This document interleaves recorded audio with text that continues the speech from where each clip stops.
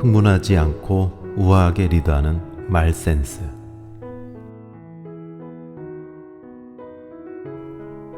책 말 센스는 저자는 셀레스트 헤들리, 옮기니는 김성환 님이고요. 출판사는 스몰빅 라이프입니다. 저자 셀레스트 헤들리는 미국의 뉴스 다양한 프로그램의 호스트를 맡았고 다수의 방송에 출연하면서 미국 최고의 방송인 가운데 한 명으로 인정받고 있습니다.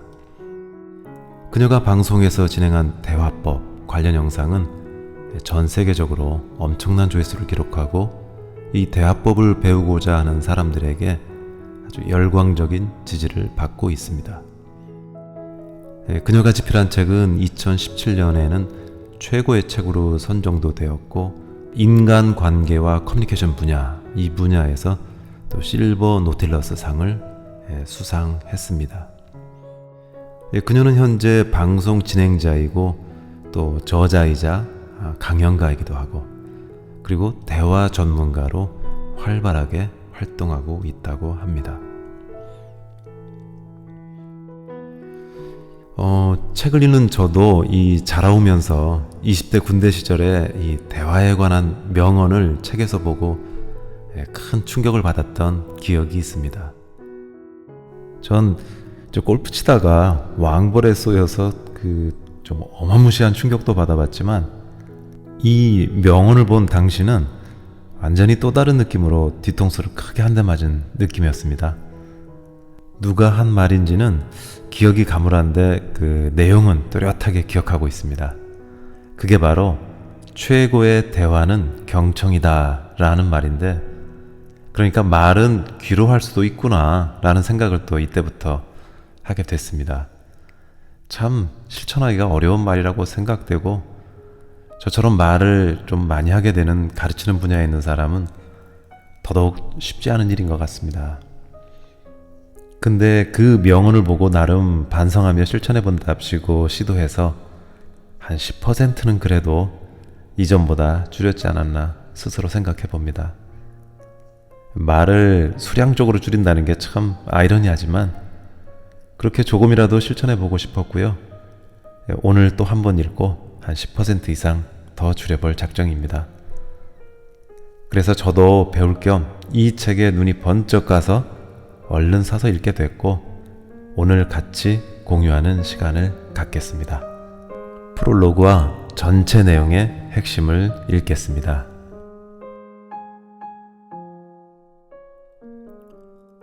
프롤로그.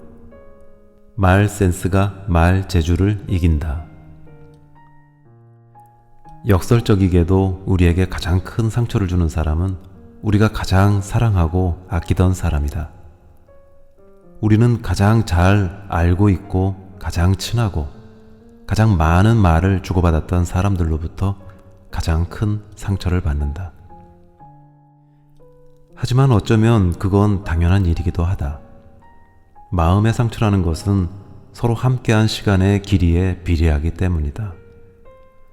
그래서 함께하지도 않았고 잘 알지도 못하는 사람에 대해서는 그가 악행을 저질러도 아무런 상처를 받지 않지만 오랫동안 친하게 지냈고 많은 대화를 나눴던 사람으로부터는 약간의 비틀린 말만으로도 크게 상처를 받는다. 그런데 여기서 우리가 잘 생각해 봐야 할 것이 있다. 우리가 진실로 아끼고 사랑하던 사람에 대해 우리는 얼마나 잘 알고 있는 것일까? 니콜러스 애플리라는 심리학자도 그것이 궁금했는지 직접 사람들을 대상으로 실험을 해보았다.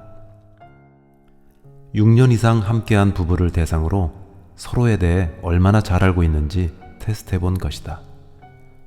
애플리는 실험에 참여한 부부들에게 파트너에 대해 얼마나 잘 알고 있는지 10가지 질문을 던졌다.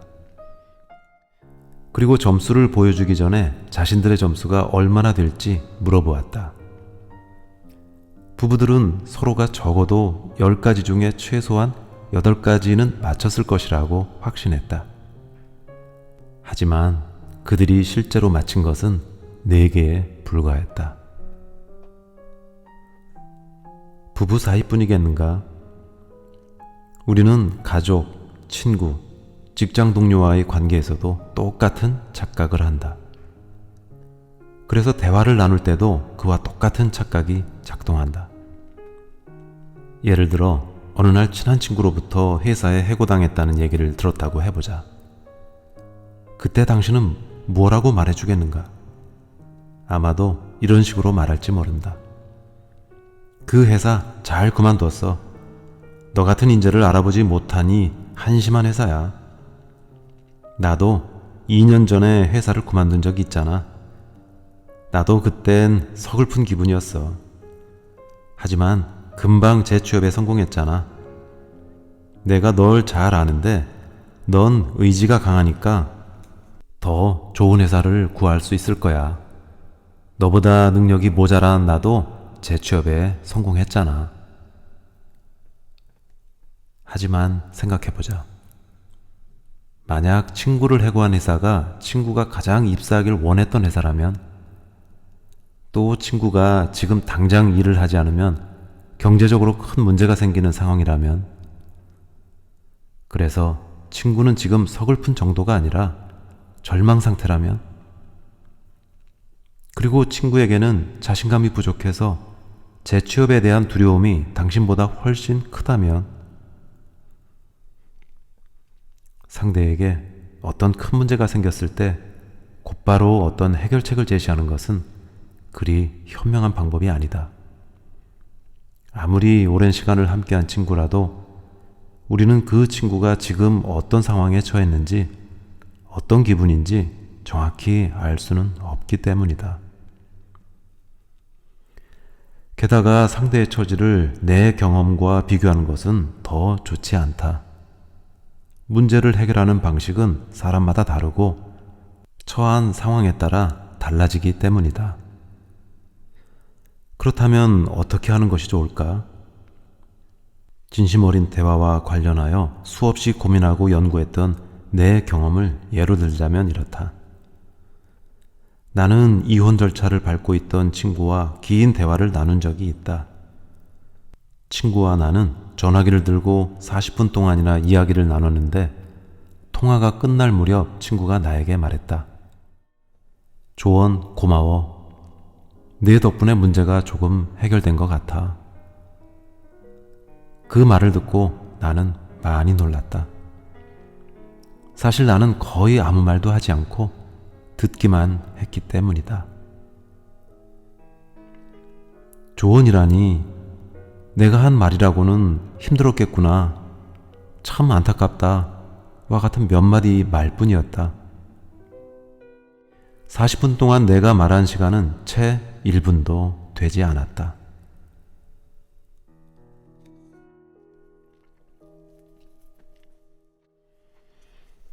대화란 주고받는 것이다. 하지만 그 주고받는 것이 꼭 말이어야 할 필요는 없다. 많은 전문가들이 대화 능력을 키우기 위해서 이런저런 대화 스킬을 배워야 한다고 말하지만, 실제 대화에서는 그런 것들이 그다지 중요하지 않다. 예를 들어 화술에 관한 책을 읽다 보면 상대와 눈을 마주쳐라, 흥미로운 주제들을 준비하라, 들은 내용을 되풀이하면서 호응해줘라 라는 말들이 나온다. 혹시 화법에 대한 책을 읽고 이런 스킬들을 대화에 적용해 본 적이 있는가? 아마 있다 해도 기억이 잘 나지 않을 것이다. 대화를 나누다 보면 스킬 같은 것은 금세 잊어버린다. 대화에서 스킬이 결정적 요소가 아니라는 건 똑똑한 사람들과의 대화에서 더 분명하게 알 수 있다. 당신은 가끔 무척 말도 잘하고 똑똑하다고 평가받는 사람들과 대화를 나눠본 적이 있을 것이다. 그들은 아는 것도 많고 매우 논리적이며 말도 유창하다. 그런데 그들과의 대화가 즐거웠는가? 아마도 그렇지 못했을 것이다. 왜? 그런 사람들은 자기가 하고 싶은 말에만 집중할 뿐 내 얘기를 경청해 주지는 않기 때문이다.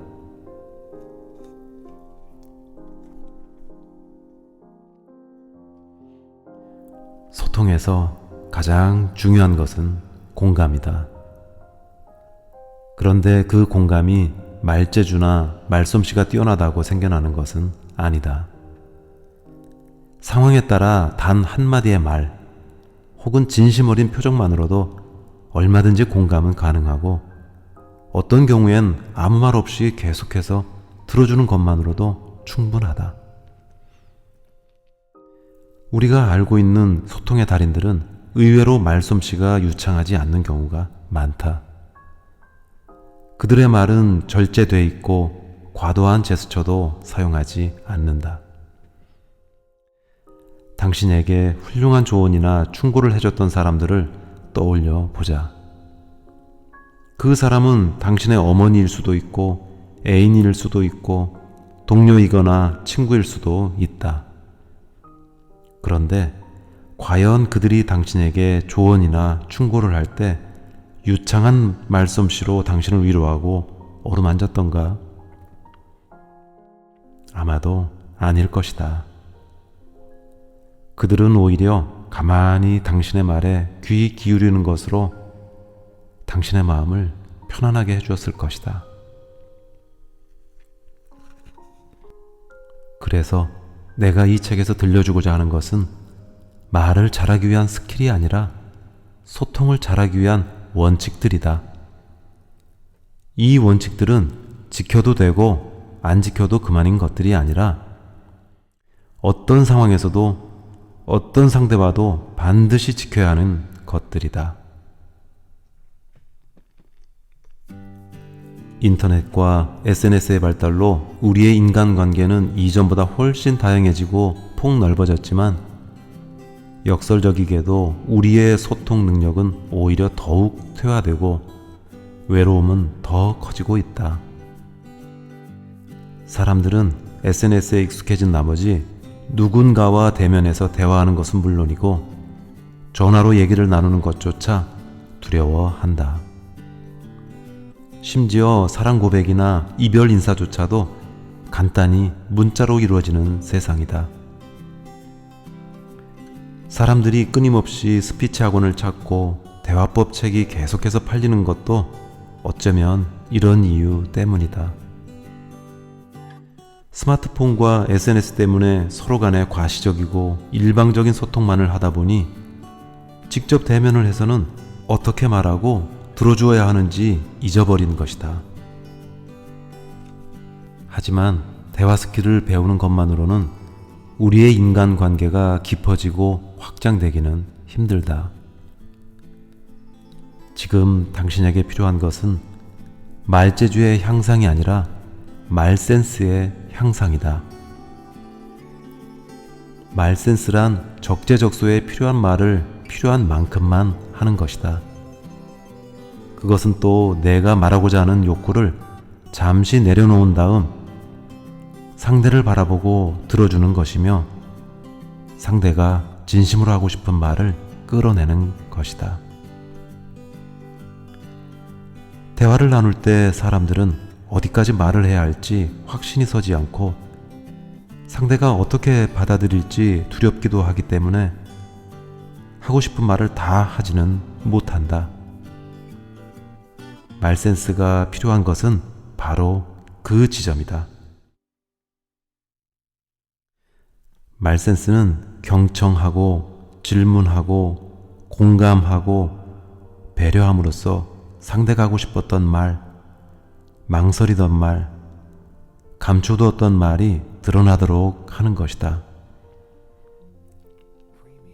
나의 본심을 전달하면서도 누군가의 진심을 제대로 알고 싶다면 말하기보다는 들어주고, 재촉하기보다는 기다려주고, 논쟁하기보다는 공감하는 것이 필요하다. 이것이야말로 진정한 의미의 말센스이다. 사람들이 서로에 대해 잘 알고 있다고 착각한다는 사실을 밝혀낸 니콜러스 애플린은 이렇게 결론을 내렸다. 상대의 마음은 절대 펼쳐진 책 같지 않다. 서로를 더 잘 이해하는 비결은 상대의 입장을 해석하는 능력이 아니라 상대가 자신의 마음을 솔직하게 털어놓을 수 있도록 공을 들여 관계를 맺는 것이다. 믿음을 가지고 이 책에서 설명하는 원칙들을 마음에 새겨 실행에 옮겨보도록 하자. 그리하면 당신의 대화에는 좀 더 많은 여유가 생길 것이고 닫혀있던 상대의 마음이 당신을 향해 활짝 열리는 놀라운 경험을 하게 될 것이다.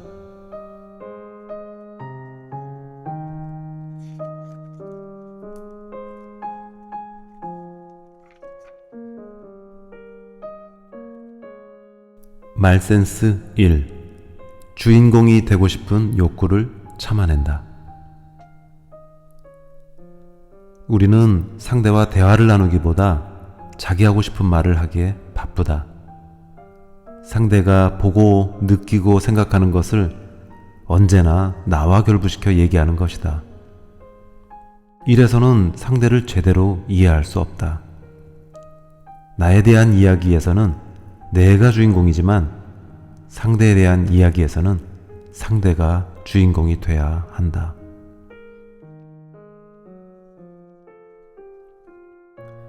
말센스 2. 선생님이 되려는 욕심을 부리지 않는다. 왜 사람들은 상대가 물어보지 않는 것조차 길게 설명하려고 할까? 그 이유는 두 가지인데, 하나는 상대에게 충고나 조언을 함으로써 그 사람을 통제하고 싶은 것이고, 즉 통제병. 다른 하나는 그렇게 함으로써 상대로부터 관심이나 인정을 받고 싶은 것이다. 즉 관심병. 말센스 3. 질문을 통해 관심과 사랑을 표현한다. 상대에게 질문을 하라. 감명 깊게 읽은 책은 무엇이며 가고 싶은 여행지는 어디인지, 어떤 영화를 재밌게 봤고 어떤 가수를 좋아하는지, 제일 하고 싶은 것은 무엇이며 가장 하기 싫은 것은 무엇인지. 상대에 대한 호기심의 표출은 내가 상대를 사랑하고 있다는 가장 큰 증거다. 말센스 4. 대충 아는 것을 잘 아는 척하지 않는다. 가보지도 않은 여행지를 가본 것처럼 말하지 말고 보지 않은 영화를 본 것처럼 말하지 말라. 그 아는 척이 상대를 곤경에 빠뜨릴 수도 있다. 모르는 것은 부끄러운 것이 아니다. 진짜로 부끄러운 것은 모르는 것을 아는 척하는 것이다. 말센스 5. 귀가 아닌 마음으로 듣는다. 진정한 듣기는 수동적이 아닌 능동적이어야 한다. 수동적인 듣기란 단순히 상대방의 말에 응답하기 위해 듣는 것이고, 능동적인 듣기란 상대의 입장을 이해하기 위해 듣는 것이다. 상대의 말뿐 아니라 그의 어조와 몸짓도 살펴라. 귀로만 듣지 말고 마음으로 들어라. 말센스 6. 상대가 보내는 신호에 안테나를 세운다. 대화하는 도중에 상대가 하품을 하거나 딴청을 피우는가? 혹은 다른 주제로 말을 돌리려고 하는가? 그렇다면 상대는 지금 당신의 말을 지루해하고 있는 것이다. 상대가 수차례 그런 신호를 보내는데도 자기 하고 싶은 말만 계속하는 것은 상대와의 관계를 끊겠다는 것과 다름없다. 말센스 7. 잡초밭에 들어가 배회하지 않는다. 대화에서 잡초밭이란 불필요한 내용을 시시콜콜 떠들어대는 것이다. 잡초밭에 빠지게 되면 대화는 중심을 잃고 부질없는 이야기들만 난무하게 된다. 당신이 알고 있는 모든 것에 대해 이야기하려고 하지 마라. 상대는 그 순간 잡초밭을 태워버리고 싶을 것이다.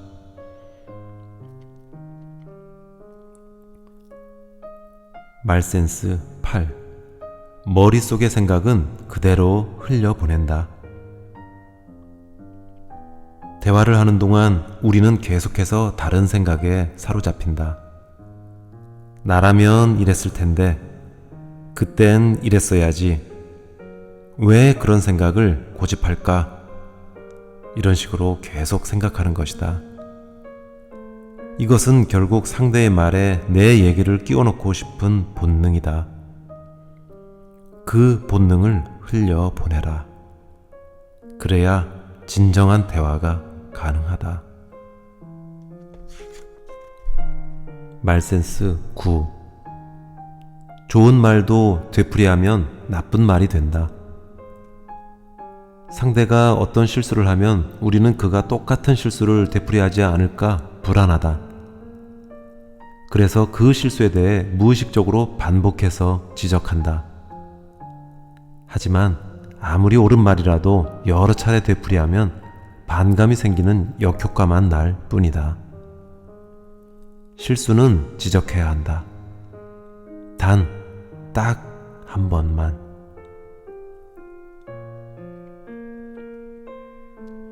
말센스 10. 이 얘기에서 저 얘기로 건너뛰지 않는다. 우리는 대화 중에 인터넷에 링크를 누르듯 이리저리 대화의 주제를 바꾼다. 상대의 진지한 말조차 가벼운 뉴스처럼 취급하는 것이다. 이런 대화는 하지 않느니만 못하다. 대화를 나누기가 어렵다면 솔직하게 말하는 것이 좋다. 지금은 다른 중요한 일 때문에 대화를 나누기 어렵다고.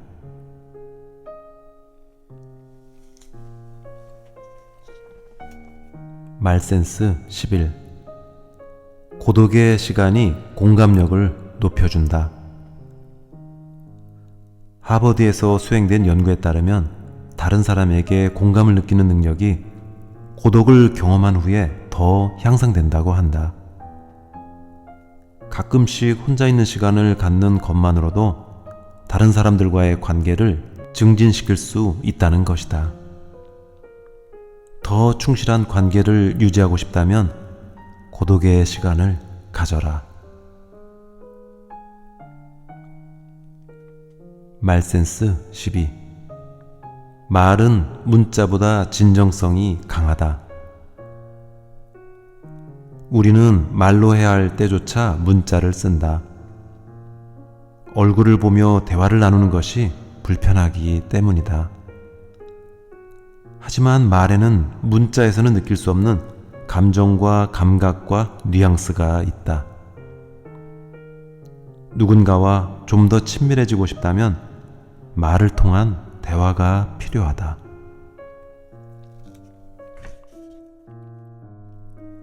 말센스 13. 편리함을 위해 감정을 희생시키지 않는다.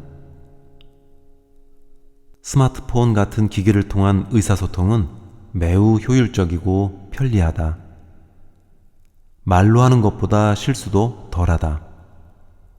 하지만 효율적이고 실수가 없는 소통이란 얼마나 비인간적인가?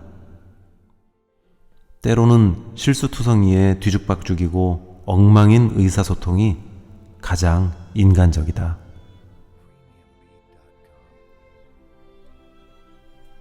말센스 14. 말 재주와 말 센스는 다르다. 말을 잘하고 싶은가? 그렇다면 말하고 싶은 욕구를 참는 것부터 배워야 한다. 우리가 알고 있는 소통의 달인들은 의외로 말솜씨가 유창하지 않는 경우가 많다. 그들의 말은 절제돼 있고 과도한 제스처도 사용하지 않으며 오히려 들어주는 것에 능숙하다.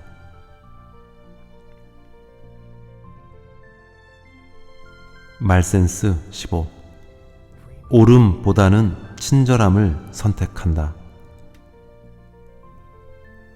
일상적인 대화의 목적은 옳은 것을 찾아내는 것이 아니다.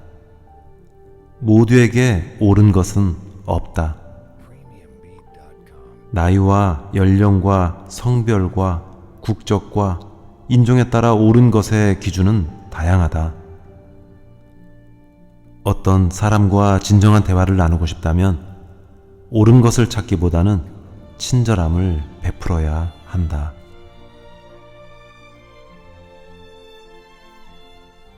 말센스 16. 바로잡지 못할 실수는 없다. 혹시 말을 뱉어놓고 미안했던 적이 있는가? 그 말은 하지 말았어야 했다고 후회했던 적이 있는가? 그렇다면 지금부터는 이렇게 하자. 바로 사과하는 것이다. 사과가 불가능한 일은 존재하지 않는다. 오히려 사과는 불가능한 일을 가능한 일로 만드는 유일한 대화법이다.